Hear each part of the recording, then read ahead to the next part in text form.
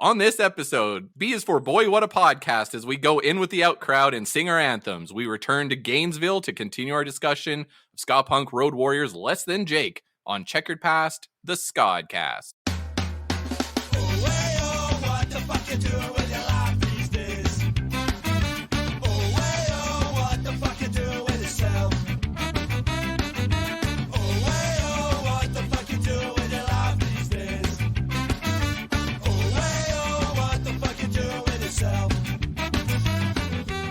What up, Checkerheads? Welcome to Checkered Past, the Ska'd Cast with Celine and Rob, the show where the Hepty Hep Man and everybody eats when they come to my house in the middle of the street, explore the history and impact of a different band each episode, hope to bring in new fans along the way.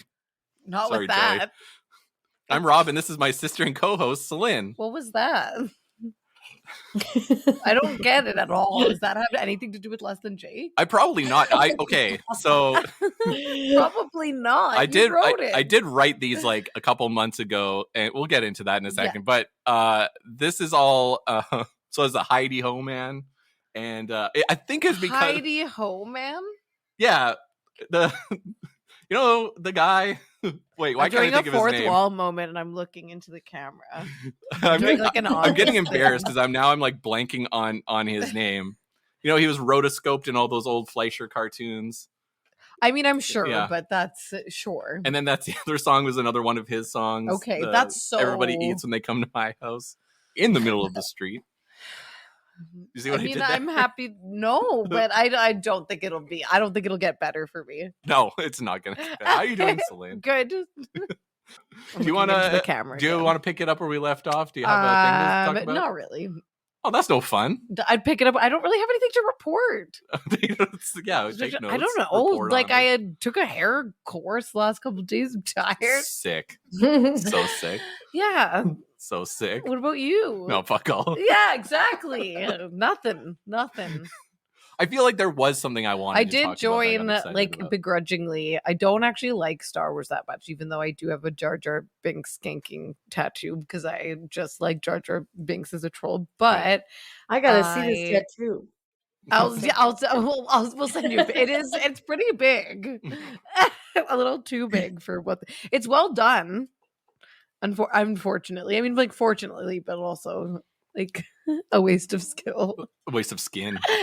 Definitely not a waste of skin. But I have a friend. There's something called like the 501, and it's in the States as well, and it's like. I don't even know exactly what it is. It's the world. It's global. Some sort of. It's mostly stormtroopers, but it's also movie quality Star Wars costumes. I'm going to be a member of it. Star Wars cosplayers. It's an organization of Star Wars cosplayers that have to get approved by the Lucas Foundation. Yeah, some sort of Lucasfilm thing, and it's so that you can officially represent Lucasfilm. So like.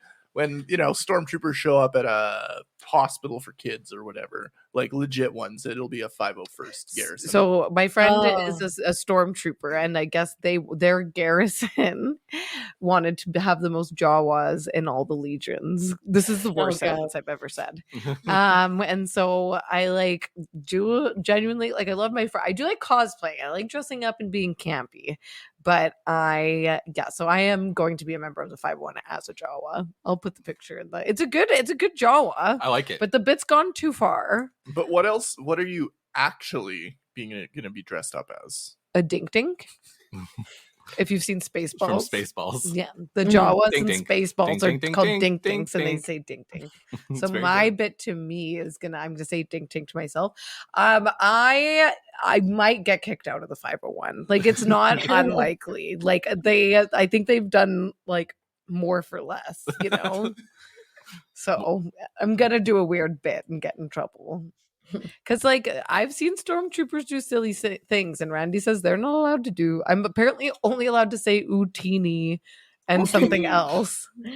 What's the other thing? Dink Dink, you said it already. Jawa, Utini, and I don't know. The word for the egg. I can't remember what it is. Yeah, the egg thing. The egg thing? But I don't even know what egg thing. I don't even know. I have a movie quality Jawa costume. Anyways, that's it. That's a kind of a weird, dumb bigot, but... The guy who I was parodying is Cab Calloway. Cab Calloway. This guy. Oh, so what does Cab Calloway have to do with Less Than Jake? Probably nothing. I probably Okay. looked at a Cab Calloway record while I was writing Well, it. so they have kind of like 50s images. Maybe they used like an image of Cab Calloway on their On like a album Pez cover. dispenser? Yeah, I Yeah. don't know. Maybe that's his head. The Kind of looks like his head on Pez cord. King Dice from Cuphead is modeled after Cab Calloway. That's a fun fact. Okay. We are absolutely thrilled to introduce our guest. She's the singer and songwriter for Chicago ska punk band Bumsy and the Moochers, whose new album Diet Violence is streaming everywhere right now. Caitlin is here. Hi, Caitlin. Hi, everybody. Welcome to the pod. All right, Caitlin, let's ask a serious question. Not really, but let's defer to you. What is your ska origin story? Your checkered past, if you will. Well, I definitely think it's probably similar to a lot of people's origin story. The good old playing Tony Hawk's Pro Skater. Yeah, it is. It's a good one, though. An oldie but a goodie. Whenever grade school, I can't even remember, like middle school, high school, whatever. And Goldfinger's Superman came on, and I'd always I totally sucked at Tony Hawk's Pro Skater. My brother, he actually skateboards too, but like he'd kick my ass. I'd be like, damn it, can't we play some Mario Kart? I can kick your ass at that. Damn. But Tony Hawk, I'd still play it because the soundtrack was awesome. You know, it had like Public Enemy, of course, but then it had Suicide Machines too, so there was more ska on that. So it's a combination of that, Tony Hawk's Pro Skater, you know, playing that video game, but also the Disney Channel original movie Brink. You guys are familiar with that one? Yeah, Yes. Brink. I haven't thought of that in a long time. It might have been there because I don't know what came first, Tony Hawk or Brink, but I remember seeing Brink on Disney Channel, and the very first song that plays is Give by the Suicide Machines. True. Got a million things running around. And I remember I'm like, oh my God, this is so cool. I was like, and the whole rest of the movie is basically ska, which is hilarious. Like most Disney Channel original movies too, there's always like ska in the background in general. But that was like basically my introduction was Tony Hawk's Pro Skater and then the movie Brink. And then when I met Jay from the Suicide Machines, finally, like at I can't remember what show it was, but like, I was like, Jay, I think you and Tony Hawk were my introduction to ska. That song Give, do you remember It's on Brink, that Disney Channel movie? He's like, oh yeah. He was like, damn, that's far back, you know, in the past. But I was like, yep. That's how it's showing my age. Like, yep, I watched that freaking movie. And me and my brother could quote that movie. But yeah, I'd have to say, yeah, those were that's my ska origin story. It's a great one. And so what about that like hooked Quote, you, and where Brink, did it go from there? Like so now you got Suicide Machines, you got Goldfinger, and then what happens next? So like, truth be told, I think I was like 14 when I started playing in bands, and you know, my boyfriend at the time and we like started this pop punk band, and we had like so many names, but we finally settled on like the Fizzy Pops, and we were like this band from like high school to my early college years, and we just played pop punk. And I remember there wasn't a lot of ska in the Chicago scene, maybe only a few Chicago ska bands. And I liked ska, but I really, in high school, you know, and everything, you know, I mostly listened to the types of pop punk ska bands like Less Than Jake, or even Real Big Fish, if you want to consider that, like third wave ska bands. You know, I really wasn't in depth into ska, but I listened to it in high school, and I was like, oh, this is fun. This is awesome. But I wasn't like, oh my God, this is my favorite genre. I was like into the pop punk. But then it wasn't till, what was it? Like it was like my senior year of college, and you know, my high school pop punk band was like dying out. We were like on our way to being done. And I called up Chris, who would have been here tonight if he had Google Chrome. If only he had Chrome. If only he had Chrome, he would know this story. I called him up. I remember it was in my apartment in college, and I'm like, shit, I want to still be in a band. I love playing music. I'm going to call up Chris. I remember seeing him at a punk fest. I'm going to see if he wants to start a band because he's a really good drummer. And I called him up and I was like, hey, Chris, want to start like a, I don't know, punk band, pop punk band, whatever. And he's like, yeah, but can we make it ska too? And I'm like, well, oh shit, it's kind of hard to play ska. Like I wasn't opposed to it, but I remember thinking like ska is one of the harder genres to play, I feel, for like the umbrella of punk and rock. You know, it's one of the harder genres to play, but I was like, if you can find some horn players, I maybe know one guitarist. He's like, yeah, I know 2 horn players, I know a bassist. And from there, that's when I kind of really got into ska, was when Bumsy and the Moochers started in 2012. And, you know, Chris, our drummer, he was the one that found like our trombone player, our bass player. And then I found the guitar player, and then she found a trumpet player. Like we got so lucky. We're like in our early 20s and we're still able to like form this band. Like that's kind of lucky because everyone's off doing their own thing at that time. But we were able to form this band, and that's when I got more into ska.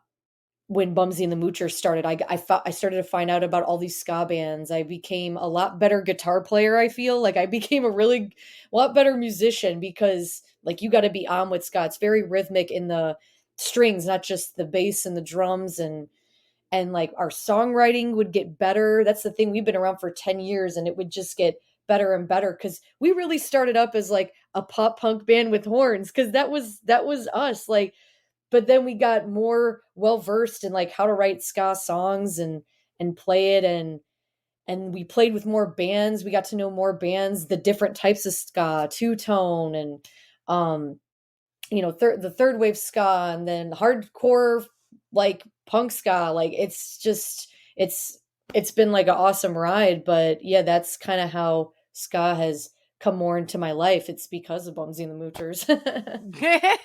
I got into ska because I'm in a ska band. No, I'm not. No, it's more than that. It is not the first time we've heard that story, though. That's fair. But I feel like I was like into ska as a youngin', and then I was kind of like out of it a bit, but I'd be like always down to go to a show, and then right. That's how I was. So I'd go to ska shows. Yeah, and I'd be like, damn, I wish I could play like this. But now through the pod, I'm like up to date and like no facts, and now I'm like, oh, I'm a ska person. It's now a part of your identity. Now it's like a part of my like bio, I guess. Yeah. It just happens. And I'm sure you've gotten this question a million times, but the band name, where does that come from? Oh my God. Once again, it's like, it was Chris. It's like it's all because of you, Chris, my drummer. But I think we were deciding on a band name and it was in Chris's basement. It all started with Chris. It's in Chris's basement. We're all trying to be like, what should the band name be? And we're like, well, it's a ska band. It probably shouldn't be like too serious, but like not too goofy. Maybe something that kind of relates to us. And when we were starting out, like especially practicing and going to shows, we'd always be like borrowing people's gear. And it's like, oh yeah, we're always bumming off people's gear. Ha ha ha. And then Chris was saying too, he was like, oh, we should be called Filthy Garbanzo and the Roosters. And I'm like, what? Missed opportunity.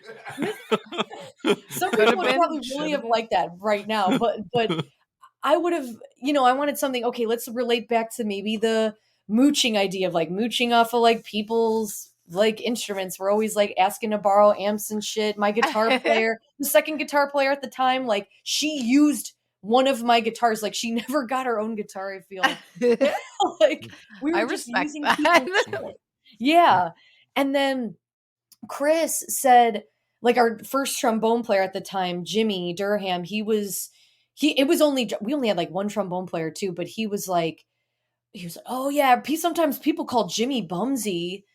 And I'm like, okay, I guess Jimmy will be Bumsy, we'll be the Moochers. Okay, cool. And then that's how it started, just something like that. But then Jimmy has like not been in the band for a while, and people always ask, who the fuck is Bumsy? Which one's Bumsy? Which one? And then I'd be like, well, I guess it's me. But then what if we say it's other members, and then we make it philosophical, like anyone can be Bumsy. So like it's a I'm combination. Bumsy. It's like And then we- Spartacus. Yeah. I am Bumsy. We're all Bumsy. We're all Bumsy. like that. We're And all we're all Bumsy. moochers. If you We're really all think moochers. about it, We've all been a moocher. At we've some all point. been a moocher. We've all been a Bumsy. We've all I get been it a now. Bumsy? I've never understood it more. Especially as we grow Say older. less, queen.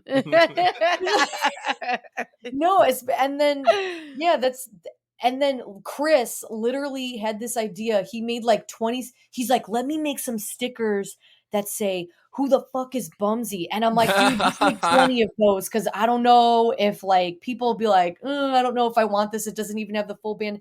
It's sold out. And so immediately before we fly down to Fest, Chris made a whole ton more. He's like, I made stickers, but I also made like business cards with our QR code that says, who the fuck is Bumsy? And I'm like, dude, that's sweet. genius. 'Cause I you can love be like, that. find out who the fuck is Bumsy. Scan the Fuck code. around and find out who's Fuck Bumsy. around and find out. I was literally Yeah. you got it. You got it. Now you're a member of the pod. We just trip over each other to make the same joke. Yes. Official member of the pod. Bountiful harvest of low-hanging fruit. Yeah. And so, like, what are you how do you want Bumsy to be different from everybody else? Like, what's the impetus of the band to be like its own unique ska band in the field? I know we talk about this all the time. Like, as a band, we're always saying this to each other. Like, yes, we have ska songs, you know, we're known in the ska scene, but we're not totally ska. And I think that's what kind of separates us from everybody else. And the reviews I've read, especially after this album and everything, is, you know, we're not strictly ska, and there's nothing, you know, wrong with bands that do that, but we definitely do try to, you know, branch out in other genres, and people hear that in our music. And I think that's what kind of separates us, is like, we're always trying to reinvent the wheel, or, you know, we'll make an album or an EP, but we'll make sure, you know, not every single song is just strictly, you know, sticking to this one genre, or even a theme or something like that. You know, I think we stand out because, yeah, we're just always trying to try new genres and not just be, you know, monotone. So yeah, I guess that's how we're different. I think the lyrics stand out to me too, and I've seen that in reviews, and people like really they say the lyrics is one thing that makes Bumsy so different from the crowd. And I think now in the world of ska where we are now, people care a lot about the lyrics more than they ever did. Like, nobody gave a shit about lyrics when Real Big Fish was singing about beer, right? Like, nobody cared. They just wanted to be able to dance to it. But now people want to dance and think, or dance and feel. And I think that was another thing. So, like, what are your influences? Dancing and thinking. Yeah. I did I held my finger up to my head and pretended to two-step for those listening. What's your what's your influences, or like when you're writing lyrics and writing songs, like what are the things that you're thinking of, or the maybe other bands that are influencing you? I mean, I just want to say too, I'm glad that people said that, because I've always been a lyric head. Like, I am somebody, like, I care about the music, but sometimes the lyrics grab me first with any song, and I take that, you know, into consideration with my own songwriting. But ever since I was like a teenager, when I write music, I've always just related things to my own life. Like, I'm always trying to express what's going on in my own life, you know, whether it's something going on with me or something I've observed happening in the world, or writing a song about someone else, like my mom, Kathy Ann. You know, I always try and make it honest and personal most of the time, because I feel like I think the greatest songs come out of personal experiences, at least when I listen to other music. So, and that's how I take influence too. I'm like, you know what? Those honest personal songs grab me. I'm going to be the same type of songwriter, and lyrics flow more naturally that way too. You know, if I'm trying too hard to try and make a song about a certain subject, it doesn't come out. I get like writer's block. But if like I'm feeling something in the moment, something's happening to me, oh my God, like a song just like floods out. It's just amazing. But yeah, I definitely, I definitely take influence from that, and just, bands, I take influence from bands who definitely, also get honest and personal. And I feel like it gets more relatable too, because sometimes people are like, well, if you get too personal, then you might miss people. People might not be able to relate. But I'm like, you'd be surprised. Yeah. And that's why music is so special, because we're all more similar than we think. It's also like our That's- own interpretation of it too. Yes. And that's still worthwhile. Like, even if that wasn't your intention, that's probably where you're like, that's what you got out of it. Sweet. And oh my God, I fucking love when that happens, because that happens to me where I've like met the artist and I'm like, this is what I feel this song is about. This is how I interpreted it. And they're like, actually, that song is about this, but that's cool. I'm like, oh my God, that's so awesome. And I love when people do that with my music too. They're like, is this song about this? And I'm like, I wasn't thinking that, but that's awesome. Think whatever you want. Like, that's so fucking cool.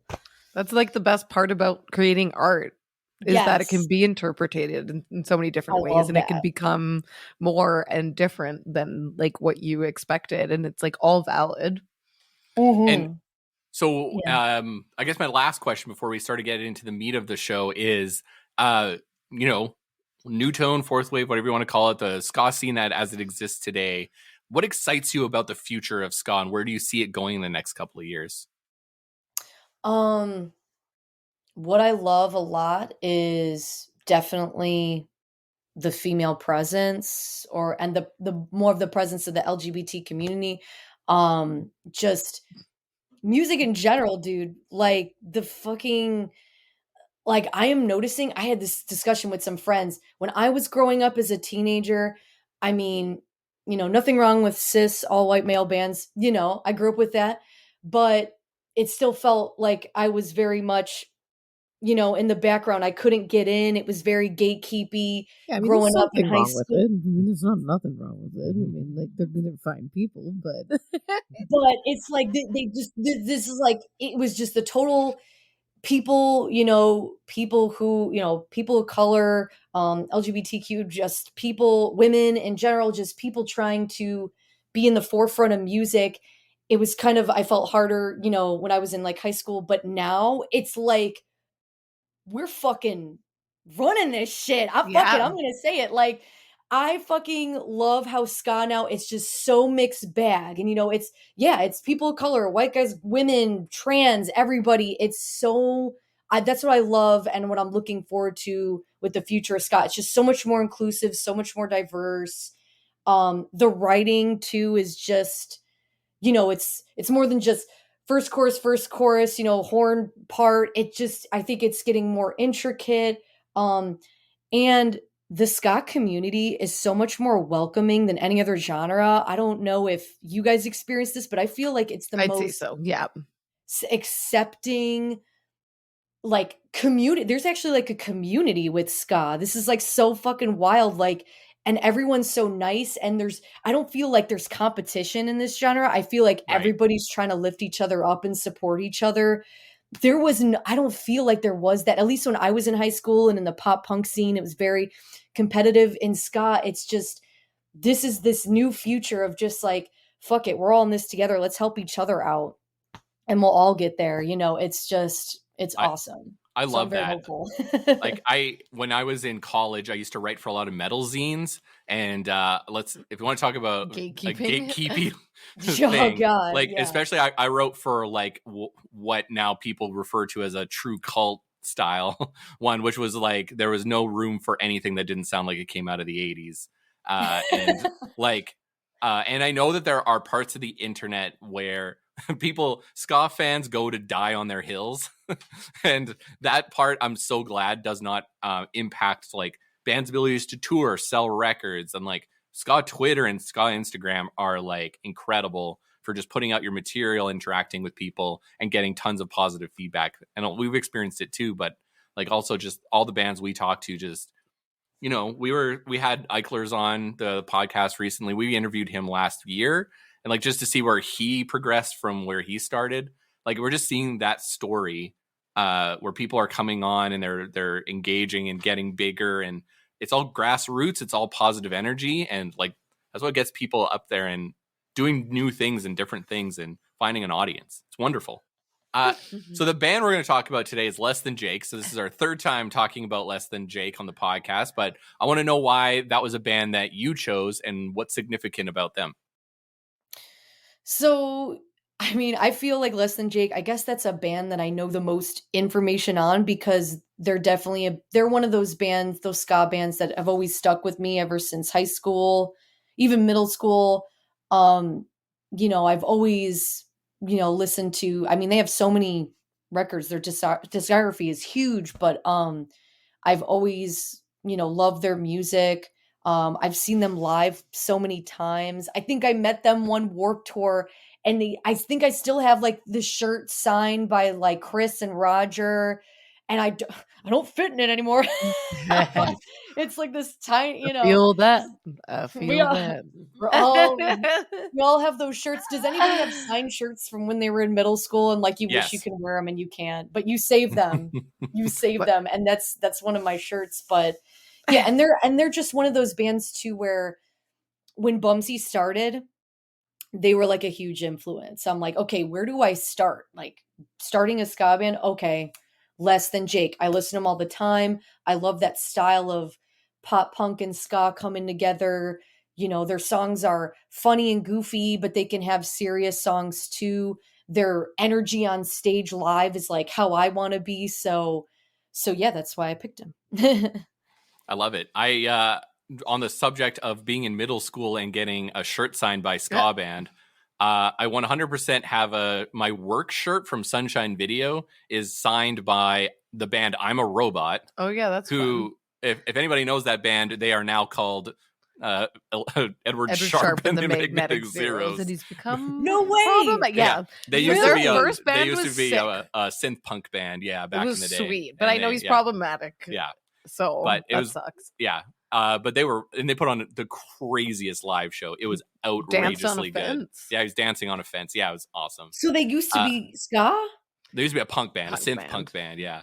Yeah, what was you said on the ska The other side was signed by Big D and the Kids Table, who were my absolute favorite band at the time.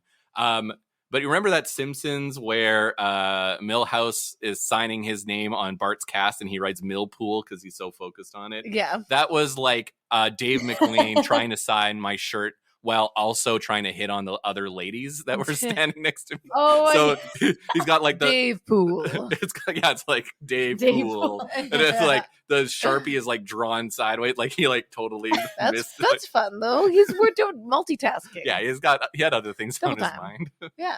But yeah, I still have that shirt. And it 100% does not fit my 14-year-old body. Yeah. What? How dare you? It wouldn't fit me either. No, it might fit you.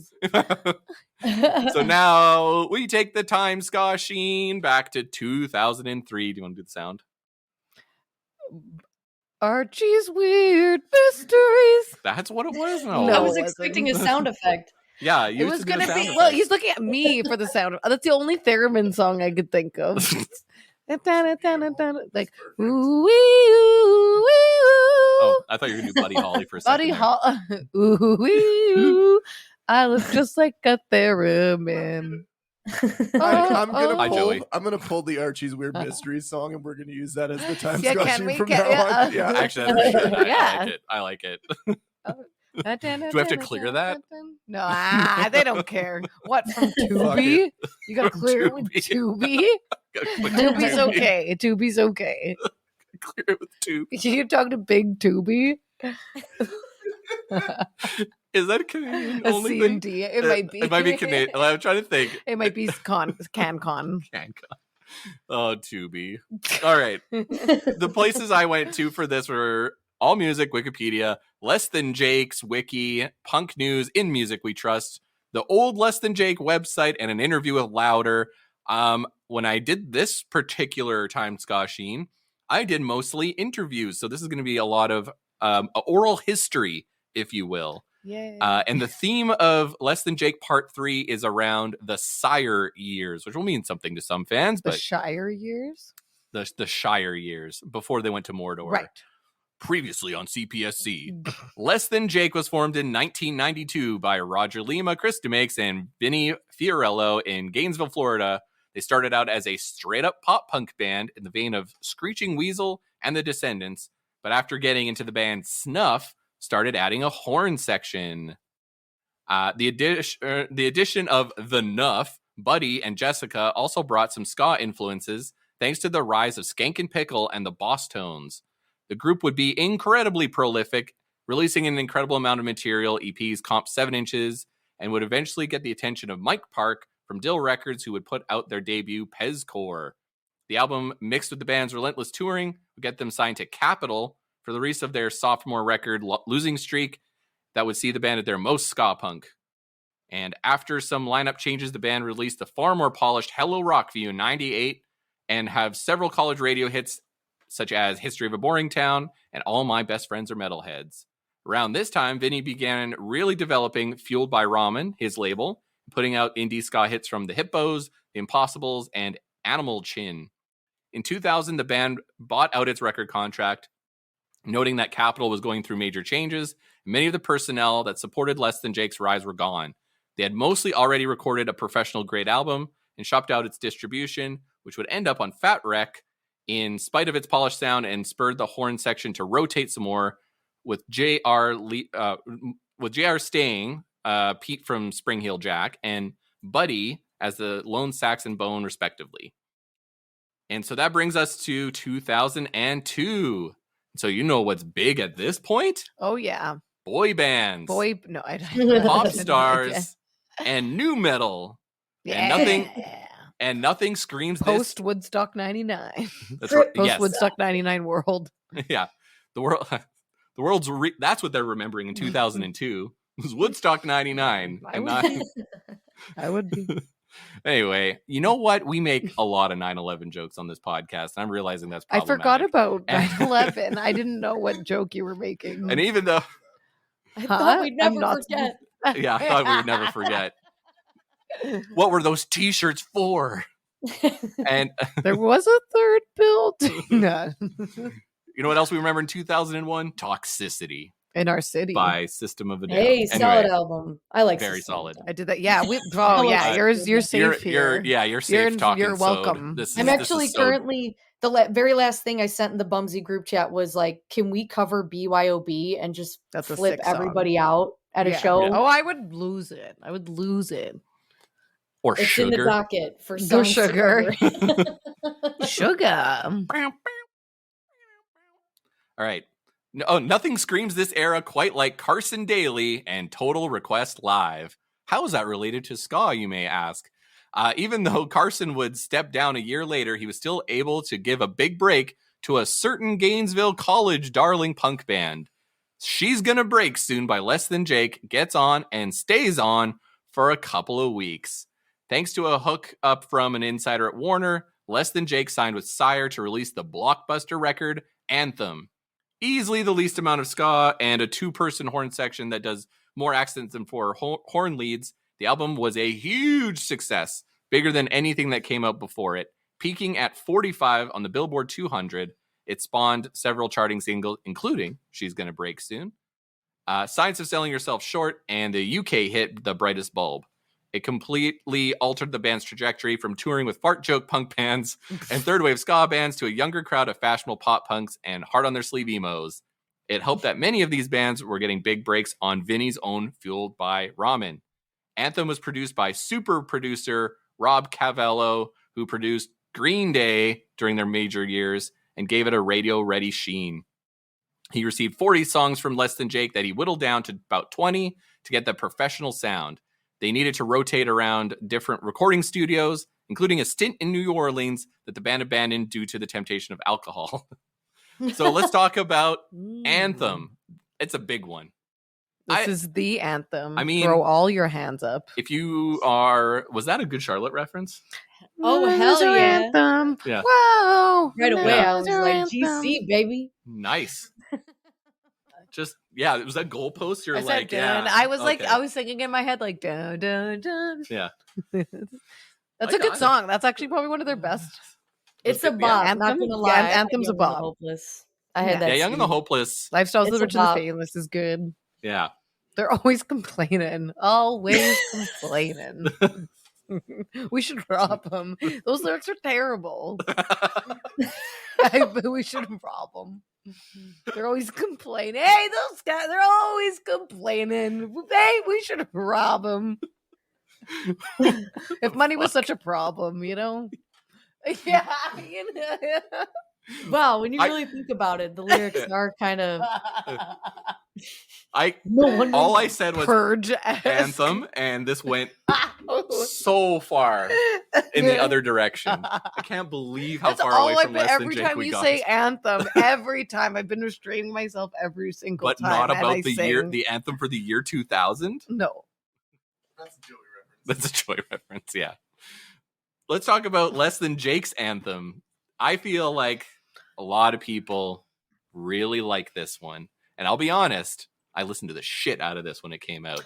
I am just going to be completely upfront and honest. I did my listening a couple months ago initially, and I am fine with Less Than Jake. But personally, as this is the episode 7th? Third Less Than Jake episode. It's just been a lot, and I do find it a little mid. So I'm just going to put that out there. Whoa. I'm sorry. It just isn't like, Oh, this.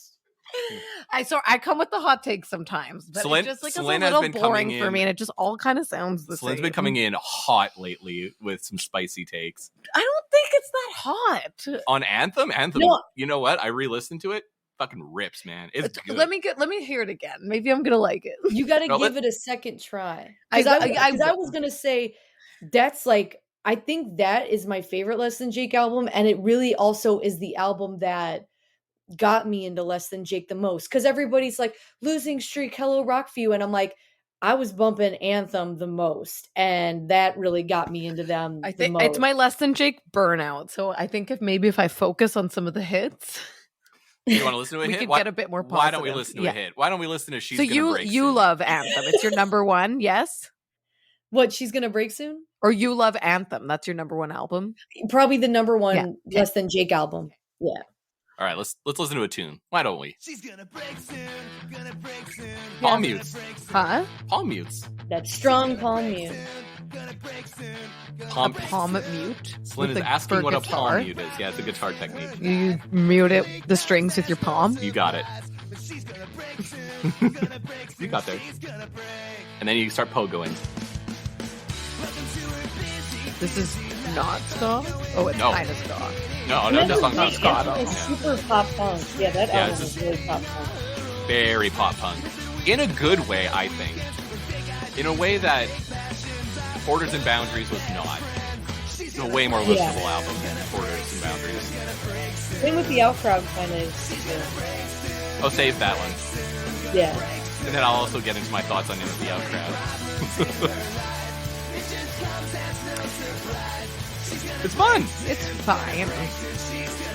This is a hit. It's This not was bad. a stone cold hit, that song. You said this was on TRL? Yeah. That's fun. They would play this next to like a song that would be At big. the time, thank you. What's a Britney Spears song? Yeah. They But played they it played a next lot of to boy Strong. bands. When I think of TRL, I think of boy bands, like reality show, like type bands. Yeah. No. It's I'm trying not to be overly. It's just fine. I just don't have much What? to say about it. It's so average. It just sounds like Oh my goodness. And I bet you at the time I'm it turning came away out. from you. I'll think maybe a lot of people sound like this, and this came out first, and I'm just So numb. She's Gonna Break Soon was the hit, but if we're being Right. honest, it's not the best song on the album. Oh, by It's always a like that. long Yeah. shot, it's not the best song Right. on the album. Okay, that's good Yeah. to know. It's Isn't that hilarious? fine. Like any singles are never the best song on the album It's ever. a very good point. Very good point. I actually never feel Why is that this way. a So single? yes, every single time I don't feel like the single's the best example of the album for me. So yeah, let's keep an open mind. so like what about Anthem appeals to you, Caitlin? Like what do you like about it? Oh my god, I gotta pull up the track listing to remember, because I remember like listening to it as a kid, or not a kid. What? Oh my god, I can't even remember. What year did this come out? 2003? 2003. Okay, yeah. So like when I was like 13, 14, 15. Oh, we're like the same age, basically. Yeah. Hell yeah. Yeah. 90. Hot. 90. Born 90. in 90. 90. Lord. What? Was there rat? You're the horse. A horse. You're Right. the Horse girl. Hell yeah. Horse And I'm like, No way. Aries. Where my rabbits at? Where my rabbits Nobody at? gives a shit No. about rabbits right now. Pew, pew, pew. Okay. Dude, but yeah. It Anyways, was you were saying? what the hell was I was so like okay, teenage years, freaking the puberty years, everything's going on, and it was, the highs and lows of life, whatever. And Anthem, I think, it was one of those albums that definitely captured that, just the angstiness, but also, the brightness of it. I remember nonstop listening to Motown Never Sounded So Good. I love that. I think that's the song, one of the songs on the album. And I was like, why is this the title? Obviously Motown is nowhere in this song, but it had like a positive message. I'm trying to remember. Stop living half a life and stop feeling like you're half alive. It just, I don't know. It had like a positive message. What else? There was, I gotta like look at the track listing because like I said, I'm somebody who, even when I was younger, like the lyrics really would grab me. I'd find them like I love to relate to songs. Like I felt like songs were talking to me. Oh my God, yeah, Best Wishes to Your Black Lung. That, oh my God, whenever I had a breakup or something, that was like the fucking song. And it mentioned Chicago. It's like, by this time tomorrow, you'll be on the streets of Chicago. And it's like, oh yeah, fucking move to Chicago, bitch. Like, who needs you? You're so cool moving to the city, and you're still somebody who grew up in the burbs. Fuck you. Like, dude, that was angsty me. And then, oh my God, that's why they call it Union so catchy. Of course, Science of Selling Yourself Short. Why wasn't that? I mean, that was kind of the single, but I'm like, dude, that's the fucking bop. That's a better song than She's Gonna And Break. it's, the drinking song, fucking waking up on my best friend's kitchen floor. It's like, just so relatable, funny, it's serious, but it's got a playfulness to some of the serious lyrics. Why don't we play that? I have it queued up. Oh, you have it? Yeah. So Why don't catchy. we play Science? Dude, yeah, it's so catchy. They're goofballs. Yeah. They can be. They can be goofballs. They can be serious. They too. did that trip around Uranus. This is Ska'd. Did I get This it right is this time? Ska'd. See, I Dang like it. Less Than Jake Ska'd. I don't like Less Than Jake pop punk. Oh, really? I don't like. Interesting. They're like radio rock. This is fun. I like this. This is. I mean, fun. this song This is fun. close to Okay, I like this. maybe the Right, best this Less is a Than fun Jake song. This is a fun song. Like, period. Yeah, it's incredible. I said this the other time. I don't like when I like when he goes up with his vocals. I think you like Roger better. I like Roger. Yeah, That's are what you we a decided. Roger? That's I'm the a Roger. question. Are you I'm a Roger or a Chris? I'm a Roger. She's a Roger for sure. I guess that's what it is. Yeah. I like them. I like them both. I like two of them. I kind of just completely check out when Like it's the right other now, guy. when they're both singing. I think it's when they're both Yeah, singing. both or just Roger. both. Not a Just Chris. Song. Nah, You don't like those Just Chris songs. it's just so mid. Like it's just like. That's what I hear. But like This is you nice. guys just mentioned, this song or this album is like pop punk, a lot of pop punk, but there's still some ska. And I think that's the thing too. It's like, I kind of like doing that with I like how Bumsy's like that. Cause I like how I kind of took that from Less Than Jake. Like, oh, Less Than Jake wasn't just straight ska or straight pop punk the whole time. They mix shit up. Like sometimes I heard you hear hardcore in there, or fucking rockabilly, or just straight up like rock or whatever but I love that about them. So It's yeah. why they've lasted as long as they did, and why they were able to Exactly. weather. Why in 2003 a ska band could have a big radio hit when nobody Right. else could. Right? Because it wasn't ska. Honestly, that's part of it. But No, also, it's smart. They're It's and they're fair. writing. It's the same lyrics they always write, which is what we said in the last one. Which is it's about some guy they know And getting out of your this hometown. town. Yeah, get me out of this town. Those are like their big Being Yeah. drunk. lyrics. Yeah. Some guy I know and Some- get me out of this and town. drinking. Yeah. So And some, drinking. some guy I know get me out of this town and then drinking. But they move it. It's funny. That's like Hello Rocky's whole deal. And that's 5 years before this. They moved it into 2003 and made it relevant to kids at that time.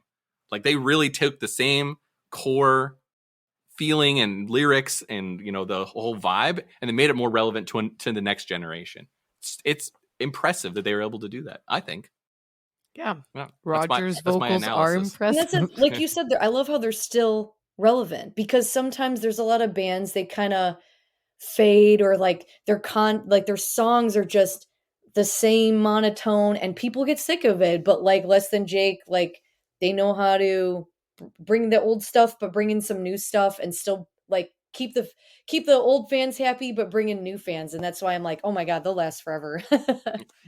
So the last song we'll listen to on Anthem that I have queued up is a live favorite. I've seen them like a half dozen times and they always play it.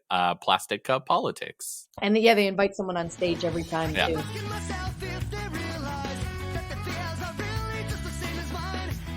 Roger?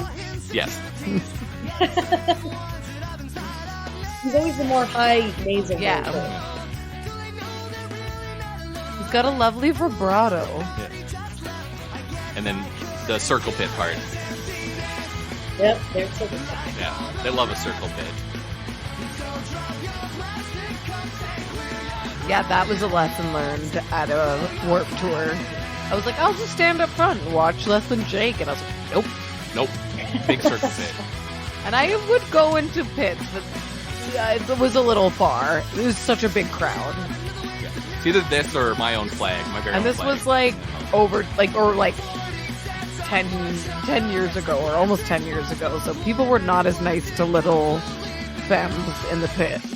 Oh, that's why I put it on, because it's hard to Get rip. the fuck out the way! I'm gonna take Yeah. off my shirt. If you can't handle the pit, get Are you out. fucking like? Are you here to just hear the hit song? I'll never like that, because that was the thing too. It was like, oh, you want to hear the pop song? Like when I saw Rancid one Right. time, and I was like in the crowd, like I was like Red Hot Moon. Well, that's a great song, but then you know the fucking like bros were just like fuck that song, and it's just like shut the Yeah. fuck up. Like, that's not their, like, we only like one album, and that's I want to what we're listen here to for. Rattlesnake. Yeah.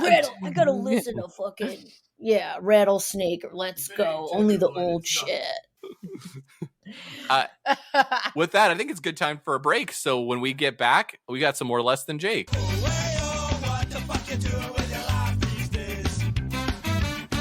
Welcome back to Checkered Past. Celine and Rob here with Caitlin of Bumsy and the Moochers, and we're talking Less Than Jake. So we left off talking about the Anthem record, and I got a couple fun little quotes here. They're not really little. And from- neither is Terry Hall of the Specials. Oh, that's a callback from today. But The little man. The little man. All right. That makes no sense to anybody. All right. Vinny said this about recording for Anthem. A usual day in the studio for me was get there, order food, play drums, eat food, listen to JR play the studio's piano, play drums and some more, get a strawberry soda, play more drums, order more food, eat the food, play drums, and go back to the hotel. My nightlife in New Orleans was pretty limited. For one, my tooth hurt. And the other, I was exhausted from playing drums for hours and hours. my life was limited. For one, my tooth hurt. Yeah, I like that. For one, my tooth hurt is very funny. I did get a chance to see Billy Bragg and managed to get to a few good haunts at the to get beignets, cafe au lait, and barbecue. Oh, Anyway. Beignets are delicious. That's my Fact. takeaway. It's a fact. I Yeah, mean, maybe baby it's because I'm mom. French. and I'm Yeah. just having me drinking up this mug. Cafe du Monde. It literally says coffee and beignets. Oh, Excellent. I would like to go to New Orleans and have a beignet. It is super And then fun. fly I've been home. there way too many times, and I want to go even more. It's fun. I love it. Roger said, playing these songs and living this life, there was nothing quite like working on Anthem.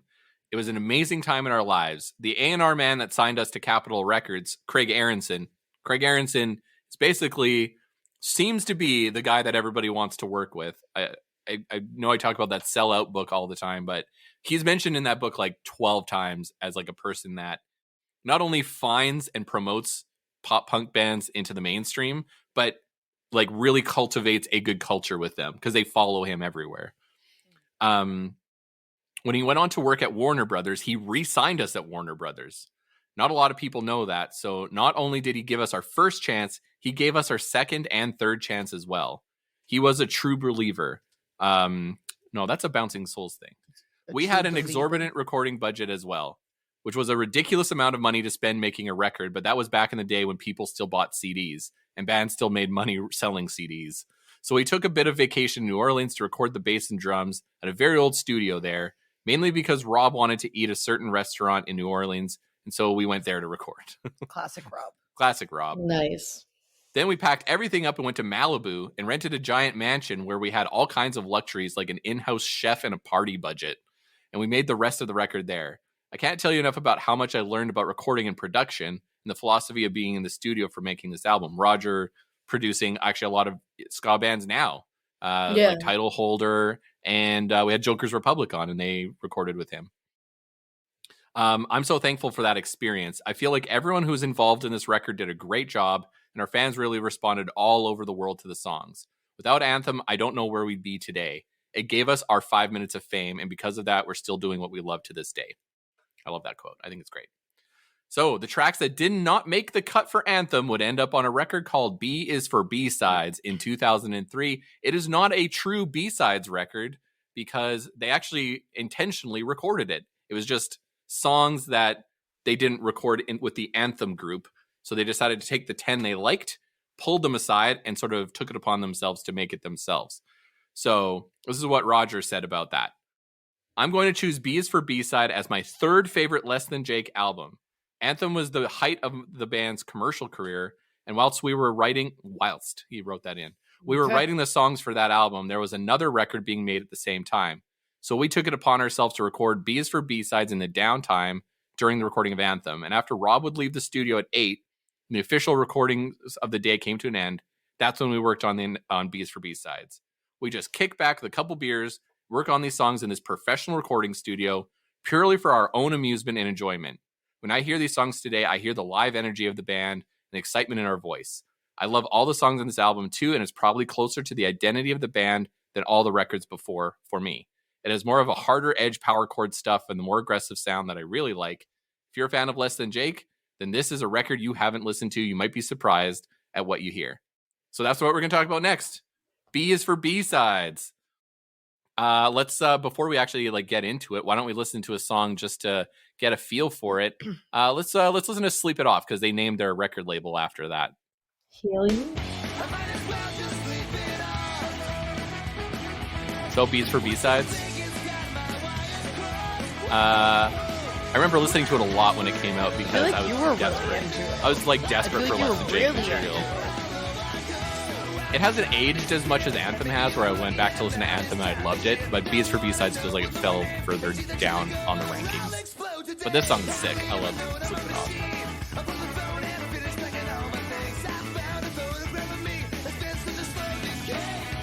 Oh, it's a Chris song. Venom. Yeah, it is.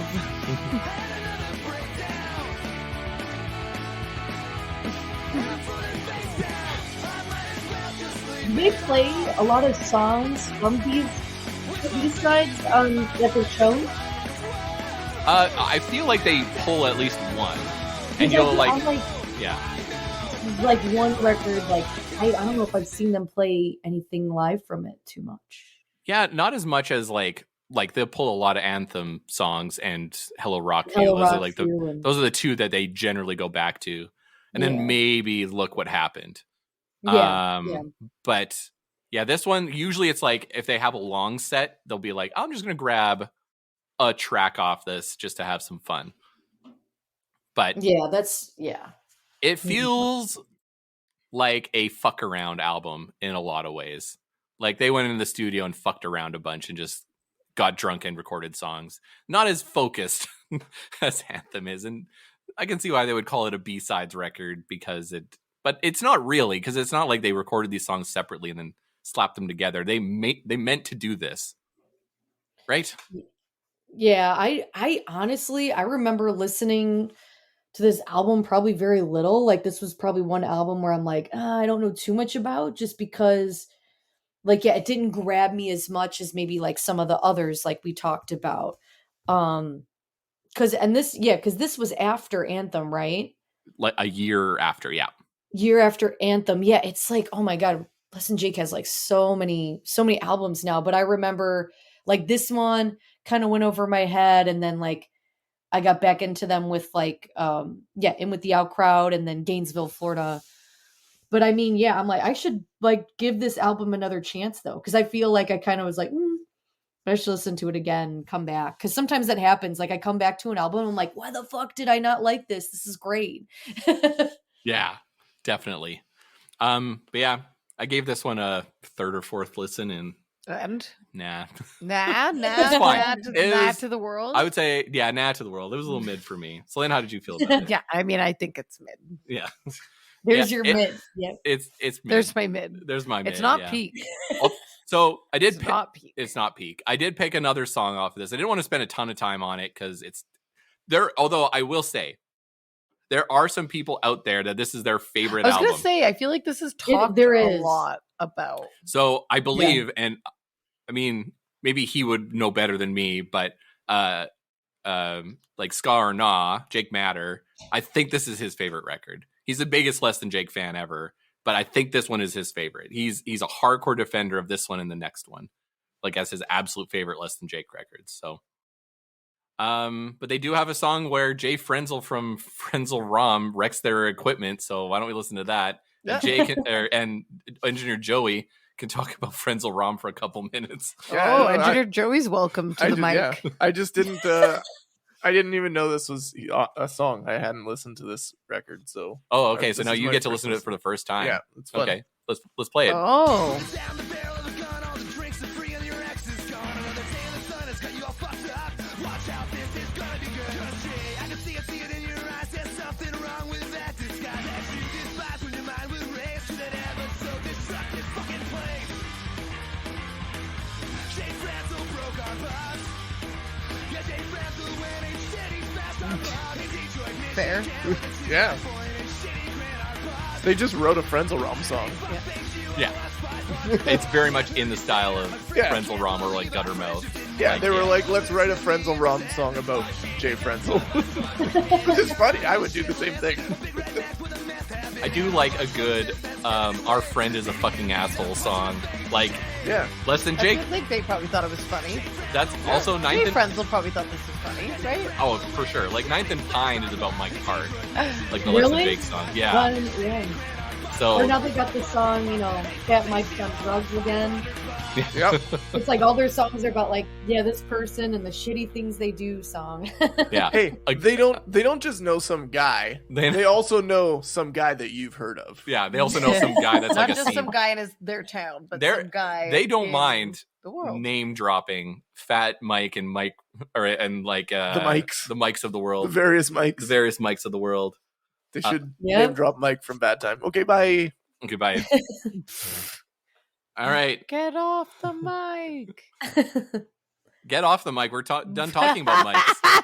Hey, Joey, could you get off the mic? Hey, Joey, get away from the mic. Oh yeah, okay. Fine. All right, so now it's 2004. It was basically a year off to record, and then in 2005 came back to touring with more of the classic bands they used to tour with, like Catch 22, Willem Scream, whom I love. Wilhelm Scream, yeah. And Dropkick Murphys. The band then reunited with Howard Benson, the producer that gave the slick, slippery sound to Hello Rockview, to try and get another hit record. The result was In With the Out Crowd, also released on Sire Records, headlined by the single Overrated, peaking at 78 on the Billboard charts. The sound showed a stark difference from Anthem, leaning on more arena and alternative rock, a la the Foo Fighters. And the band also used a lot of co-writers on a few songs. Reception was mixed, although the band still loves it. So here's a couple quotes on what the band feels about it. Vinny says, "It won't be a throwback record. It isn't like anything we've done before. There's slow, the specials influence ska, very minor chord ska, over the top, catchy pop punk, some Foo Fighter influences too. Doing the same record twice would shortchange the people who like the band, you know? Things can't feel redone. You have to try to keep pushing the genre and the band forward. Chris said, jumped out of the box a little bit, and we did something a little different. I think we're up to like 140 songs as a band, and you release some songs and a bunch of kids bitch about it. Oh, this band is over with. It's like, we tried something different. If you like it, you like it. If you don't, you don't. You release a song and a bunch of kids bitch about it. Yeah. Honestly, fair. That's great. The pull quote. You release some songs and a bunch of kids bitch about it. But people did. I remember when this album came out, I liked it. But of course, like some of the diehard fans of Less Than Jake, or just like people in general, like, oh my God, so picky. They were, oh yeah, it's like it was too mainstream, or, you know, not punk enough or whatever. But I'm like, that's why it's good. And that's why it's like, you gotta respect that artists are not gonna write the same thing over and over again, you know, about being a fucking drunk, horny teenager all the time. Like, you know, they're going to try and switch it up. So I like how they switched it up in this album.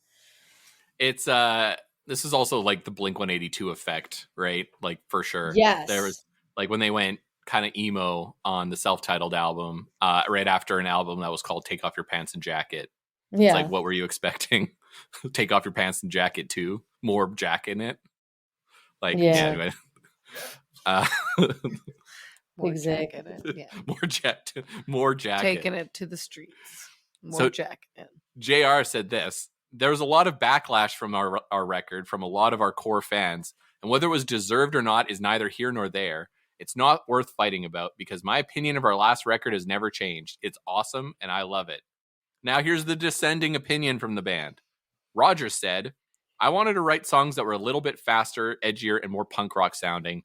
But the producer that we were working with at the time, Howard Benson, who we'd worked with previously on Hello Rockview, was kind of curving us in the direction of a softer, more slow tempo, mainstream sound.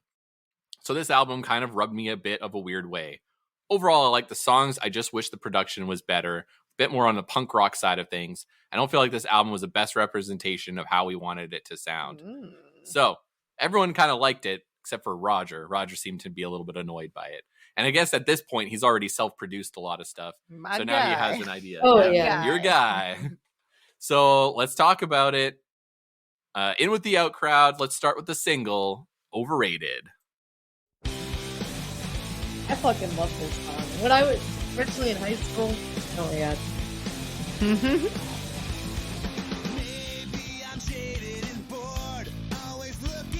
Again, with the time, the kind of like Newfound Glory, pogo punky kind of stuff. It fit with it, and that was, yeah, I get it. I remember reading an interview with Davey Havoc from AFI around this time, when people were like, why did you go this direction? And he's like, all we do is tour with emo bands, so we're gonna sound emo. And I was like, you know what? You're touring with the same kind of bands all the time. And you're like, you write songs like this. This sounds good, right?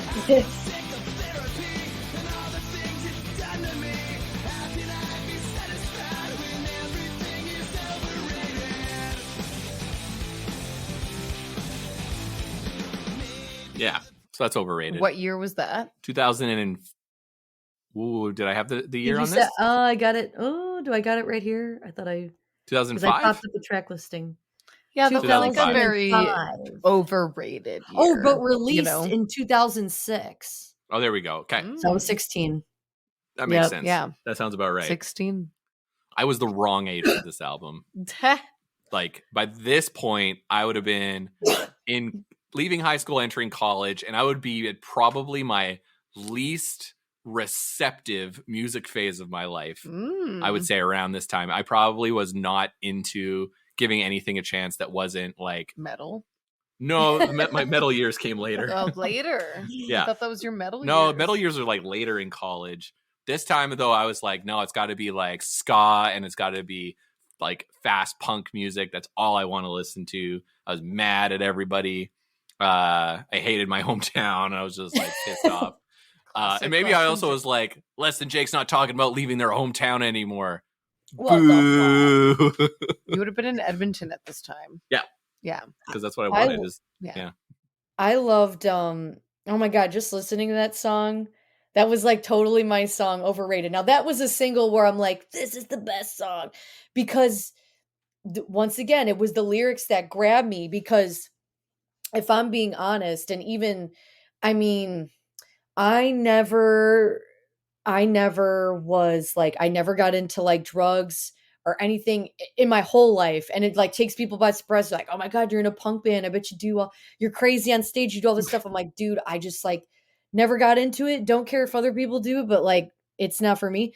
You know, maybe I like drank or something. I would, drinking was like the thing I did the most, maybe smoke cigarettes here and there. But like, I really was like, people knew me as this kind of like, oh my God, Caitlin's fun and wild, but like, she's mostly like straight edge person. And, you know, and especially in the punk scene, and even from when I was younger till now, sometimes I feel like that outcast person, kind of like, you know, just like, I'm not, you know, because everybody's just so into, you know, just all these different things, whether it's like tripping on acid, getting high or whatever, or liking, you know, some of the things that he describes in the song. And it's like, some of that shit is just overrated to me, or I never got into it.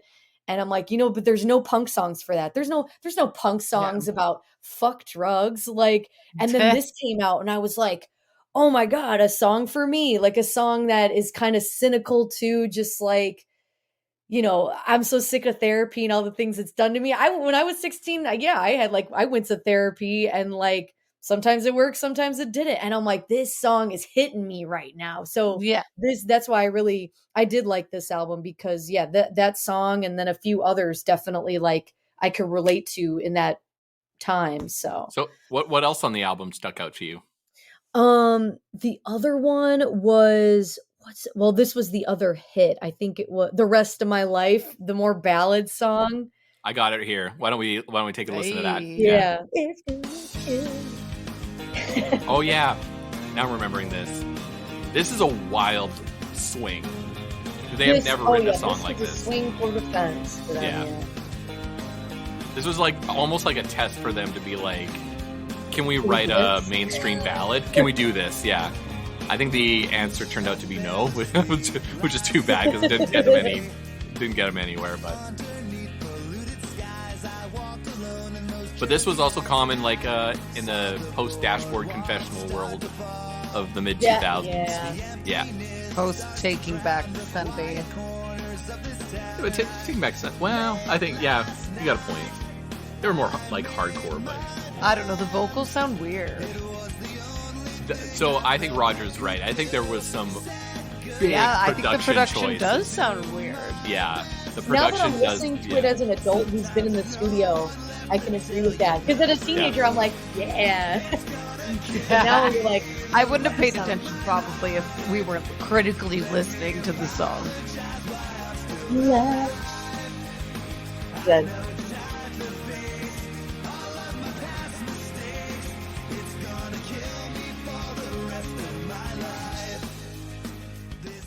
All right. I think it's weird to go so hard on defending that album. Which is like, whatever, like what you like, but that's a weird album to defend. They have to defend themselves. We love it. It's my favorite album, actually. It's like, it gets shit on a lot. It gets shit on a lot, yeah. I remember so much hate for this album, and I was just like, shut up, man. I love the rest of my life. Actually, it's my favorite album. Let Her Go was another song. Like I said, I think I liked it too. You have the same taste. I can't believe you picked Rob. the three songs that I have songs queued. that Rob had queued. Let Her Go. It's because they're all the fucking teenage emo songs. Because it's like, listen, I wasn't like this. I wasn't this total emo, but like, I mostly listened to punk, but I was still angsty and emo, breaking up with my boyfriend for the 4th, 5th time, and we'd be fucking listening to this album at the same time. God, like, back. But we'd be like, just let her go, man. Just let her go. Yeah, just let her go. Just let her go. Just let her go, man. It's not worth it. Oh my God, it's like a time machine listening to this album sometimes. When you get a good Roger bass line. Oh, and also it was a Ska'd song. I remember. This is the best one. So this is their, This is yeah. the best one. This is the bop of the album. Yeah, this is good. the good one. This is the number one. Yeah. I know that hook is easy, but it's great. They know how to write a good hook when they really knuckle down.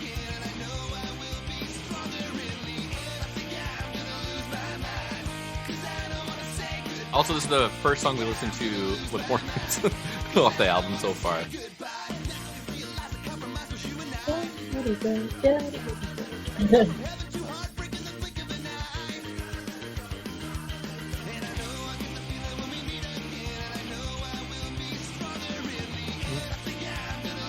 You like this one? It's fine. Yeah. He won't admit. Then it He's went. really vibing to this one. I'm trying to I yeah. love it so. It's so good. So now, here's the question: Less Than Jake comes into Favorite town. album. Comes Yeah. into town. Do I go? Who you go? It depends who they're with. Well, they usually play ska band. Yeah, to their I'd probably credit. go. I'd go to I wouldn't go for them. Like when we saw them with Big D and the Interrupters. Yeah, Yeah. every time I've seen them, it's like not been for them. It's like, oh, I want to go to ska show, and they'll like be with ska bands, and that's fun. It is funny that I've seen them like so many times, and I don't know Same. if any of those times was specifically to see them, or if I'm just like, oh, Less Than Jake's coming, and a bunch of bands I want to see. Like, it's like, oh, great, a ska show. I can go see Less Than Jake and all these other. I'm like, they're probably gonna play How's My Driving, and I'll go skank my ass off for 2 minutes. Like, it's probably gonna be great. Like, it's always a fun time. They'll do some silly bit where they get a bunch of overweight dudes in white shirts to come on stage and they spray them with water. They seem to have a good work ethic. Yeah, yeah. They seem to always be like touring, playing shows, and releasing music. And gotta yeah, respect that. workhorse and releasing shit and yeah, they're always doing stuff. NFTs. yeah. Oh yeah, that part. That part that we talk that's about not is it. fine. Yeah, It doesn't matter. we asked our last two You can guests feel how you feel about it. about the NFT thing, and Yeah. they both were like, whatever. Yeah, whatever. I think what we learned is that this is not out of character for Less Than Jake. And regardless Chris of how from you feel. Ska Punk International notoriously loves. I feel like Chris is the loudest. He hates. He's the loudest megaphone about their NFT choice, It's whereas fair. most people were basically the shrug emoji. You're like, oh, okay. So the epilogue of Less Than Jake is this. So history always repeats itself. So Less Than Jake buys out its contract from Sire after this album. Then he said this about that whole exchange. A few days ago, it became official. We left Sire and Warner to go at it alone for the moment. A few months back, we talked as a band and decided to ask Warner to release us from our contract and the one last record we owed them. It became obvious to me and everyone else that it's time to move on in a new direction. So cue the comments from the .net and .org crowds. They made a shitty record. Maybe they'll have more horns on the next one. They haven't done anything good since Pezcore anyway. Hey, They should have that's played more harsh. ska. Maybe they'll find a label that promotes the record. I've heard it and read it all before when we left Capitol and way back in the day. Hell, I could go point by point and defend or agree with everyone of the above statements, but it's not the right time to do that. The time right now is to look at things with a fresh perspective, look to the future, remember your history, and move on. Seems obvious, but sometimes when you're reaching for the other shore, you drown in the middle somewhere. And that's where we'll leave off, because next time we go in talking about Less Than Jake in their independent years. So we got through Sire. So Got that's through the it Shire. from Less Than Jake. Slyn, you still with us? Call me Bilbo. Call me Bilbo because we're in the Shire. Are we ready to play some games? I'm Hell yeah. gotta head out. That sounds good. Oh, that's what you meant. When are Yeah. you still with us? That's No, not. I'm here now. That's okay. Oh, Yes, Joey's of course. back on. Joey's Joey on. is Joey's replacing. taking my place. Joey is replacing Celine. Hey, Joey, do you want to play a game? Hey, Caitlin, want to play Yep. a game? I have to Yeah. text my order as You have well. to text your Explain order the as well. game. Explain the Well, game. Before you know, we get to the game, let's order some McDonald's. Yeah, Yeah. that's right. All right, this is gonna be fun because this is the part where I do my thing. Ahem. God, this is terrible. I'm reading what I wrote down here. All right. I'll flip these heads during any emergency. I'll eat the tabs. My guts are a catastrophe. All 12 are gone, and now deep down inside, that's not fine by me. Pez is my own worst enemy. Okay. In this game, Beautiful. Replace it. Replace those lyrics. In this game is called the Pez game. In this game, Joey and Caitlin will be given a description of a rare Pez dispenser, and they have to guess the current sale value as per ranker.com. Oh, wow. Price is Right rules. Closest without going over gets a point, and most points wins. So we'll just go one by one. I'll just ask Caitlin, and I'll ask Joey. Yeah. And then, yeah. So you understand the rules? It'll make sense. Okay. Whoever wins gets McDonald's. Gets Yeah. Gets the McDonald's. Gets the bucket. Gets the bucket. It's just the bucket. McBucket. The other people Just get the food. No food. I No hope it food. doesn't get hamburgled. Hamburgled? Yeah, I hope it Oh, doesn't don't get invoke his hamburgled. name? Oh, don't say it another time. Yeah. Wait, do we say we didn't three say already? we didn't say his name. We just said the action that he does. Oh, right. The verb. The verb. Do you know Grimace is supposed to be a milkshake? What? Yeah. Wow. I thought he was I'm blown. like I My thought he mind was is like a caricature of the depression that you feel after you scarf a bunch of McDonald's. Are you gonna keep track of score? You look like you're not Oh, ready yeah, to keep track sure. of score. I was getting McDonald's, dude. I'm sorry. This is gonna be we're now a McDonald's podcast. Oh, that'd be a good podcast. Oh, I'd listen Sponsored to it. by McDonald's. Dear McDonald's, please sponsor this podcast. You know what? I'll take their $25. Yeah. They got it to spend. I mean, if we were in the US, I'd say we'd have to go for Taco Bell, but our Taco Bell here sucks. Yeah. So Doesn't stop me. My body can't garbage handle palate. Taco Bell anymore. So that's all ska bands eat, though, isn't it? Don't you guys drive it like I when okay that was an yeah, I aggressive know. attack I know. on poor Caitlin. Okay, She's just so- sitting there minding her own business.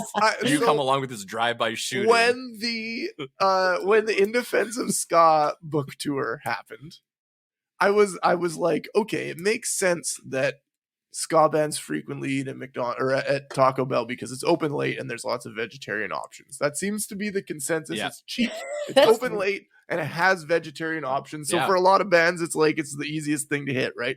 Which I understand. But then I saw Aaron Carnes also hitting the Taco Bell multiple times on his tour. And I was like, is it just a ska people thing? Like, if we do a podcast tour, are we like Beholden. required to Yeah. eat Taco Beholden. Bell the No, entire no, time no, as no. well? No, I we did have to not do know this. we have to do A&W because that's the Oh, 'cause we're Canadian here. equivalent. Yeah, that's Right? true. Oh my That's God. true. Because our A&W in Canada, I don't A&W see Yeah, A&W right. anymore. A&W in Canada Is rips. good. Yeah, and it's it's awesome. much better than the US one. Yeah. Yes. We kick ass at A&W. Because they're owned by different companies. Probably That's why like it's the- gone yeah. here because we sucked at it. Yeah. I haven't Right? seen an A&W in a long time. Yeah, our A&W's rule. Yeah, and they're all over the place. Like they're Yeah. like small towns that don't have McDonald's will have an A&W for Oh, yeah. sure. 100%. Yeah. Yeah. Oh, you look like you got your scores ready. Ready to Okay, go. here Ready we to go. go. And this doesn't require a buzz in because everybody can vote. Because we're right. Because everybody can Right. put their bets in. And you'll see how it works after the first one. I think after the first one, you'll kind of get how ridiculous this list The is. mechanics of the game Okay, are fairly This is simple. basically rare Pez dispensers. All right. Okay, the first one is how much would a 1979 Goofy who has a red penis hat and disturbing lensless eyes? Caitlin goes first. Caitlin, yeah, you can guess how much that would go for. I'm gonna God $20. Right? All right. No, that's not a Okay. bad guess. Penis hat and And lensless eyes. lensless eyes. Yeah, just white eyes. creepy. Yeah. I'm gonna go $201. So Joey gets it, wow, but it's worth $2,883. Wow. An Kidding extra me? zero. Is this in Holy Canada? And you smokes. gotta preface it with it. Is this in Canada, US, No, or this both? was US, ranker.com. That's an American website, so we're in USD today. Wow. Enjoy your point, Joey. Oh yeah. Thank you. I'm blown away. So those are the numbers we're talking about here. Yeah, now you're Okay. getting it. Okay. High ass numbers for these Pez dispensers. All right. Yeah. All All right. right. Okay. A 1979 dispenser that literally is called the Crazy Fruit Pineapple that has some sweet ass white shades. Fun fact, it was pulled because of child safety issues. Okay. Caitlin, what's your guess? Let's should I alternate? see. You know what? No, wait, I should alternate. Give everybody a time to start. Joey, you start. It's a pineapple. It's a crazy pineapple With with white sunglasses. shades. I mean, that's pretty fucking cool. $7,300. Caitlin? Well, now that, swingers are, all the rage now, with the pineapple symbol, let's I say get it. $10,000. Wow. Wow, you both do not get a point. Man, Whoa. you've overshot like It's crazy. much lower. $2,247. You both are crazy for this one. All right. Third one. Does that stop the presses record, man? It got me all It's got y'all excited for fucked up on pineapples. 1972 Mr. Potato Head Build-A-Face, where you could the Pez dispenser allowed you to change its facial expression. Oh, wait, that's fucking cool. I'd want that. All right, Caitlin, what's your guess? I'm going to go ahead and say that one is $8,000. Joseph? With or without the pieces that you put in his face? With, I assume. No, without the pieces. What Without the pieces. grade? Without the pieces, just a Faceless blank Mr. Pez Potato Head. dispenser. Just a His faceless potato? Mr. Potato Head is just 1,000 short. I will go. Sorry, what was your guess?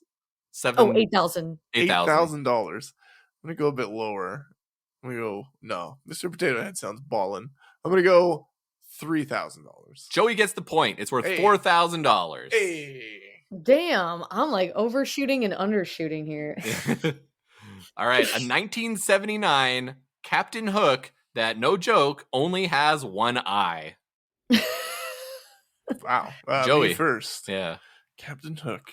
So that other Disney, the Goofy was a Disney one. Right. So maybe they're in kind of the same price bracket. Disney has a lot to do with a lot of these. You'll find that out. Yeah, I'd imagine collectability as Yeah. Disney stuff makes it more collectible. I'm gonna go 1850. All right, 1850. Caitlin. I'm going to say $2,250. Caitlin gets the point. It's worth $3,050. Whoa! Holy shit. And I almost said 3,000 though. I should have But you still win. Yes. You still won. You still got the point. That's good. Hell Yeah. Beat out yeah. Joey. McDonald's, here I come. 1982 World's Fair astronaut, of which only 2 in the world exist, as it was a prototype. Oh wow. Caitlin's. Yeah, you go first. Okay. I'm going to go with 5 G's, $5,000. $5,000. All right, Joseph, what do you think? 5,001. Well, fuck you, Joey.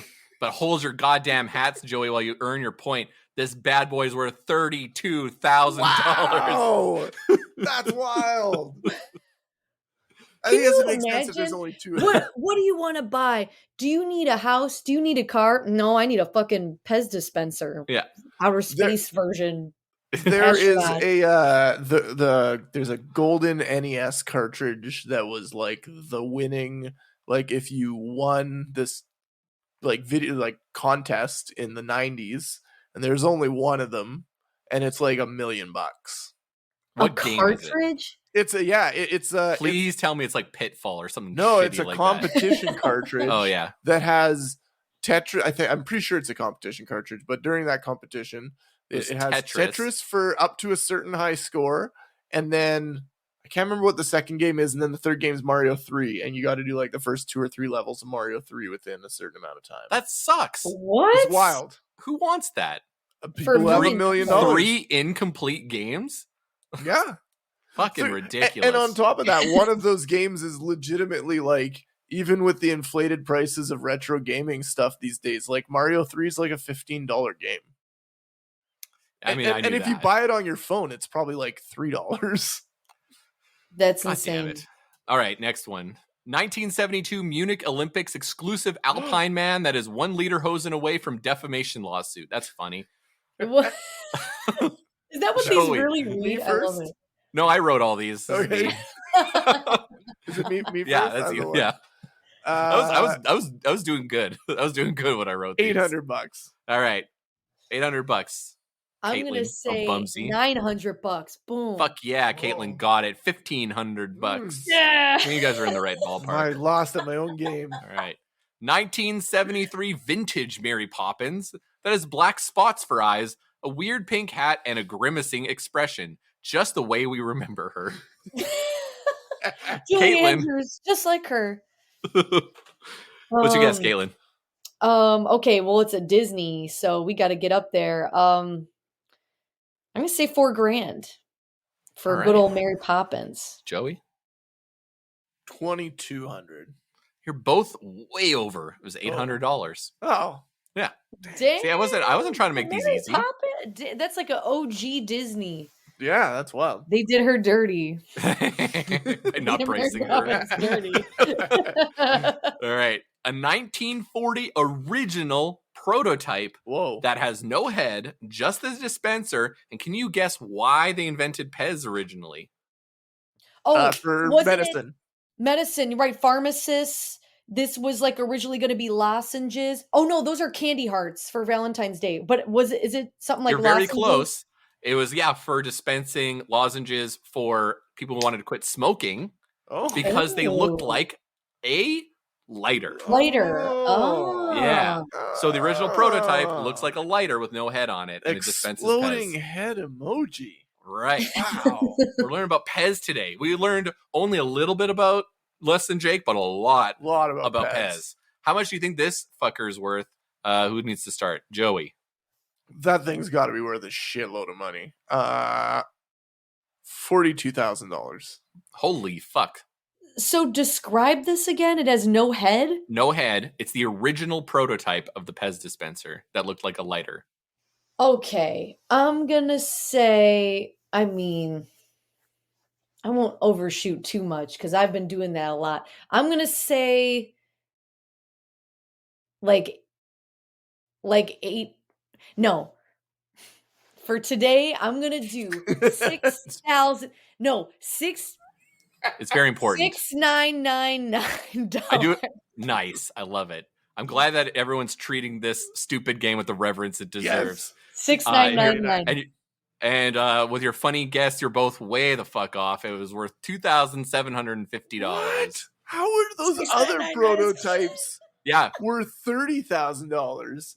You're talking about the World's Fair astronaut, the 1982 World's Fair Yeah. astronaut? How's that guy worth $30,000? There's 2 of them. I don't understand the marketplace, man. I'm not on these streets buying Pez dispensers. Should we call up Roger or whoever? Don't they collect them?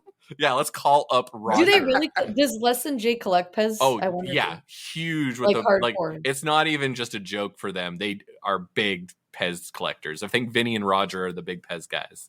Yeah, Damn. What's in a Pez? candy Yeah, but like flavorings. Is it just like powdered sugar? Oh pressed yeah, into 100%. It's like a It's pixie like stick, basically but- Yeah, Smarties. I'm like, pixie that's stick, basically yeah. Smarties. Oh, you No can't little say thing. Smarties to us because it means something different. Rockets. Those are rockets. Yeah, up we here. call them rockets. What? Oh my Smarties. god. Smarties are like little knockoff M&Ms up here. Yeah, and they're but Y'all are, disgusting. y'all are But they're- aliens up there. Calling But Smarties but rockets. Rob's a fucking liar because Smarties are actually pretty delicious. They're and not better than M&Ms. notably different. They're not the same. Yeah, they're knockoffs. They taste like inferior M&Ms. I know what I said, and I meant every word of it. But they are made by Nestle, and they have the same chocolate in them as like a Kit Kat bar. So it's like a Kit Kat bar chocolate with like a candy coating. Joey's well, no, paid Smarties. Yeah. Are we talking about Smarties? Because Smarties up here, So- they're just like the sugar things that. Yeah, those are, and we call them rockets. Those are called rockets. Here. Yeah. Those Yeah. are. Like, oh, okay. Yeah. So Oh my yeah, it's God. very confusing. If you come up here and look for Smarties, you'll be faced with a very different kind of confection. Yes. Like what the fuck? Yeah, it's weird. Oh, Canada's a weird. weird ass place. Our A&Ws are fucked up. Our Smarties are fucked up. It's wild. We're wilding No. out We're here. wilding out here. We're wilding out y'all, here. y'all have free healthcare, and that's what I want. It's dope as hell. Yeah, it's great. I literally every time I'm like, $200 bill. What the fuck? I got my crazy shellfish poisoning flushed out of me, and it cost me $0. Oh Only my a day. God. Only a day in the waiting room. Yep. That part sucked, but other than that, it was fine. I have an appointment with my cardiologist next week, and it's just, I just go there. $0. Yep. Oh my Uh, God. So in 1970, there was something called, I can't pronounce this, a Sparfro European. That's what it's called. Sparfro? Sparfro. Sparfro. It is in Sounds like in Spyro. celebration of one of the biggest examples of late stage capitalism I've ever heard of, World Bank Day. And it's some kind of elf or something. What do you think that guy is worth? I don't remember who's supposed to go first. What year was it? I think 1970. I am. Okay, go for it. This would be like in America. America would love that fucking thing. Definitely. But it's European. Or sorry, U.S. The U.S. would love this shit. I would say, I don't know, like but you know what? I'm gonna say $1,000. I love it. Sparrow banking elf. Yeah. Sparrow banking elf. Yeah, basically. $1,300. Good job, Joey. It's $1,800. Oh, You yeah. got the point. Damn. Nicely done, Nice. Joey. All right, here's the last one. A 1980 space gun. It's a gun that shoots Pez. That's fucking awesome. Okay, It's that's gotta the be dopest expensive. one. Yeah, That's that's better than gotta the be Mystery crazy. Potato Head. Joey, you're up first. $20,000. Whoa. Caitlin, what do you think about that I'm gonna $20,000? say I don't even smoke weed, but I have to say $4,200. Oh shit! And you both are 4200. crazy. It's $700.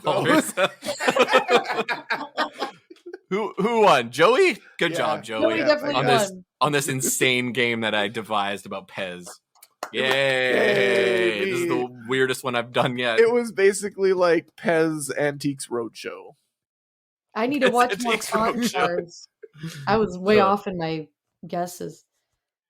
We're Yeah, gonna- I had no idea. Time to go to our last segment, Question the Answers. That's fun. So here's some questions from the Discord. Aaron Hibbert asks, could you please ask them why anyone would prefer deep dish pizza over thin crust? I'm sorry, I don't know why it's always pizza, but This Always has pizza. happened, I think, when I did On the Upbeat. Every podcast or interview, somebody's like, deep dish or thin. And I'm going to give you my real answer right now. This is just me. I don't speak for all of Bumsy. But No, when you it do. comes to like deep dish, because they'll be like, what the fuck did you say? Oh, pizza. Dude, I like regular thin crust pizza. Like, I like deep dish, but because growing up, my mom would like get it so much. Oh my God. Like, I'd have it so much that I started to hate it. And like, I'll still eat it if it's there because like, whatever. I'm like, I'm hungry, I'll eat it. But for the most part, like, I'm actually a Detroit style pizza kind of person. Like the fluffy, Oh my God, Just kinda- yes. we like have a- square pizza. We have a Detroit style pizza place here in Edmonton called the High Dough. It's the best pizza in the city by a large portion. It is incredible. That's what I like to eat. Detroit pizza. Mwah. I think it's way better because deep dish to me, it's like too much. It's like an overload of like too much cheese, too much sauce. Like I would literally even prefer thin crust. I mean, it's like probably my least favorite pizza. So I'm like, yeah, no, I'm not on the deep dish side, unfortunately. I That's love it. fair. That's fair. What is the top mooch you've ever done? The top mooch. Oh my God. Number one mooch. The number one mooch. I mean, hey, I gotta think of the best mooch. There's so many mooching incidents. Yeah, I was gonna say, is it just like the most memorable mooch? Wait, who Is asked the this one? most? Oh, Robert Bull asked that one. Oh yeah, that's Okay, a classic yeah. Robert Bull question. Yeah, like is it the most memorable? Is it like the highest value mooch? The like highest that value. Highest val- yeah, the most Highest heist-like mooch. fiduciary Like, value. What would one that you'd want to tell Danny Ocean if you ran into him? I mean, oh my God, my mooches are so lame. I mean, they're so basic. Maybe like mooching, like when I live with my parents, mooching off their car or mooching off cigarette, like because I was like in high school, I'd be like, I'm not gonna smoke cigarettes, but then I'd be at a party and I'd be like, can I bum a cigarette? Can I bum a square? And I get the fucking Camel Crushes, the nasty ass Camel Crushes. So I got a nasty mooch, and that's cigarettes in high school, even though I was like, oh yeah, I don't smoke, but I would then like see everybody else at a party and be like, oh wait, let me just mooch one. That's a classic move. That's a That's a classic classic Celine mooch. move. Yeah, It's so lame. Ariane Lame as well. mooch. And now that Ariane doesn't smoke anymore, like now she only does it when she's like out drinking or at a party. Yeah. See, So that's the thing. she keeps it to a mooch exclusive. Yeah, I think smoking, it's like so freaking gross. Hate smoking. But if I'm like fucked up, like super drunk, and it's like once in a blue moon, okay, have a little puff. Flip asks, if all the SPI bands were in a pinball tournament, what place would you get? Oh, Pinball. you know what? We might be up there. We might be in the top 3. We might be number 1 because Holy fuck. there is, I mean, I'm not like this pinball champion, but I go to like the Emporium in Logan Square in Chicago, like so much. And I just go straight to the pinball machines. I know there was like this show we played in Grand Rapids with like Mustard Plug, and it was like venue, and then it was all pinball machines. And we must have stayed in that pinball area after the show for like 2 hours, just like tossing in quarters. I think we would do pretty well. Cause yeah, we like the pinball in the Bumsy camp. Yes. Did you know that there's a pinball machine in which Tina Fey and Scott Adsit are the voices on it? And this was before they were like stars of some kind. Yeah. That's for what's the theme of the game? It's like a knight. It's like they're all knights. It's like a medieval thing. Like a medieval one? Yeah. I play that. And so That's Scott fun. Adsit's doing like a weird like medieval voice. Anyway, it's pretty funny. So Chris asks, because he wants to be a troll, and we can cut this if it's too uncomfortable. Rob will love asking them to choose which label is better, SPI or Sell the Heart. This is the moment of truth. No, like, well, you know what? In all honesty, like, yeah, this is the cheesy answer. This is the cheesy answer. This is the fucking cheesy answer. But no, both of them, we love them equally because they both brought so much for us. Like Sell the Heart, I knew them first. I feel like Andy definitely got our like foot in the door with just kind of getting out there more because we'd never been on a label. Like maybe we were on like a label like with our last record Spaced Out, but it was like one of those not a real label things. Like it wasn't like Sell the Heart or SPI that's like active and serious, but like Sell the Heart, like they really got us like introduced to a whole nother audience, helped us get out there more, helped us reach new fans and reviewers, and Andy's just been great with that. And then if it weren't for Andy too, we wouldn't have got hooked up with SPI, because I can't remember if Andy contacted him or if Chris contacted Andy, but they know each other, and Andy's like, yeah, let's go in on this. Like, let's go in with SPI. And because of Chris at SPI, I think we've gotten more of a reach to the ska crowd. Yeah. Because, oh my God, like, I feel like as soon as SPI got into the mix, it's like, yeah, we got access. Like, I think maybe did Chris talk to you guys? I think Chris maybe reached out to you guys first. Yeah. That's the thing. Like, Chris, I think, has more hands in like the ska scene and everything. And yeah, I'm so grateful that he's really kicked us into there more, because sometimes it's hard to get out there just as like a band, and like, yeah, both the labels really helped us. So I can't choose. I can't say who's better. They're both good. That's it. You know what? That's a very appropriate answer, if I'm to be honest, to Chris's shitty question. Wait, was this Chris from SPI? Yeah, absolutely. Yeah, that was. I'm gonna text him and be like, "Yeah, did you like how I answered your question?" Well, he won't hear it till later, but you could just text him and say, "Hey, I answered your shitty question on Checkered Past." I totally said it was Sell the Heart that was better. Yeah, of course it was Sell the Heart. Yeah. How dare you even question? How you ever even question the Andy? No. That's that for questions. So thanks for listening to Checkered Past. Caitlin, I'm going to throw it over to you. What have you got to plug? Well, awesome. Well, we have, first and foremost, we're playing Fest in Gainesville, Florida, Sunday. Yes, this is a big one for us. This is probably like biggest show we've ever played. So we're so excited. We've always wanted to play Fest, but we're playing that Sunday. So we're playing October 30th at the Palomino Pool Hall at noon. And we're the first to play that day. So yeah, we're stoked to be playing. also we are on this Fest comp that Sell the Heart Records just released. So I encourage everybody to get that because it has one of the songs from the album on it, AKT, and then it's got a bunch of other bands that are playing Fest on it, and all the benefits or all the proceeds from this comp will go towards Feed the Scene, which is like a really awesome. They basically literally help feed bands who are like on tour. I think they provide them housing too sometimes. So yeah, buy the Fest comp. You can get it on Sell the Heart Records, their website, their Bandcamp. Yeah, I highly recommend getting that comp. Come see us at Fest. And then we also, of course, November 26th, at Reggie's in Chicago, Illinois, we're releasing the album Diet Violence on vinyl, which I know everybody's excited for. Everybody's been asking about that. And this will be our first vinyl release too. Well, besides the Fest comp, but this will be our first like actual album on vinyl. It'll be released by Jump Up Records, Ska Punk International, and Sell the Heart Records. They're doing like a 3-way kind of release. And yeah, you can get it from us or any of those labels. And then we also have another show November 11th in Chicago, but I think that's just going to be just a fun show in Chicago. And then, yeah, we're already starting to write a new EP already, trying to keep that momentum. So yeah. Sick. Yeah, but come check us out at the shows and everything. And yeah, thank you guys for listening. AKT is my favorite song on the record.